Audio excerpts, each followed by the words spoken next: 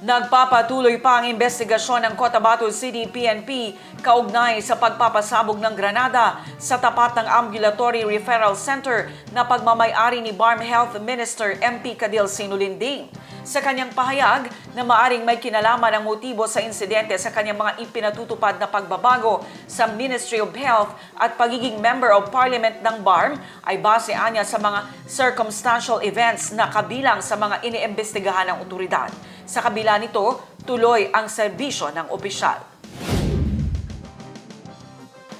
The PNP is doing their best to make a scientific assessment based on hearsays, yung tinatawag nating circumstantial na mga events that may have led to this. That's why I made mention that it could be possibly due to the present position that I'm holding as the Minister of Health.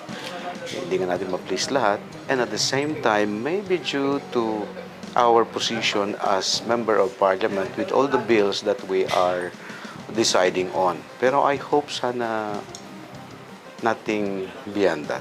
Ito ang pahayag ni BARM Health Minister Cadil Sinulinding matapos ang naganap na pagpapasabog ng granada sa tapat ng pag-aari nitong Ambulatory Referral Center sa Zenaida Subdivision, Rosary Heights 8, Cotabato City, ilang araw na ang nakalipas. Sa kabila ng insidente, tuloy ang mga pagbabagong ipinatutupad nito sa MOH, kabilang na ang mga programa na isinusulong ng BARM government. It's a very stressful job, very challenging one. But at the same time, hearing the comments of people that we serve is more than enough to continue what we have started, especially pertaining to the changes na andoon ngayon. The charity work remains and it shall continue.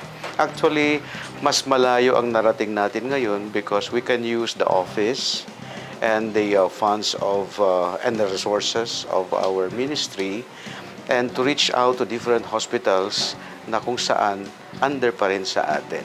So lumaki at mas lumakas po yung programa natin, lalong-lalo na sa visual health and prevention of blindness. So far sa ngayon, tulad na sinabi ko, it is challenging and very stressful, pero rewarding naman siya. In a sense na very cooperative naman yung mga subordinates natin and they are willing to take on the changes that we wanted to implement in line with the policies of the national and the regional government. Magbibigay ng 200,000 piso na pabuya ang opisyal sa sinumang makapagtuturo sa taong nasa likod ng pagpapasabog ng granada sa tapat ng Ambulatory Referral Center na pag-aari nito.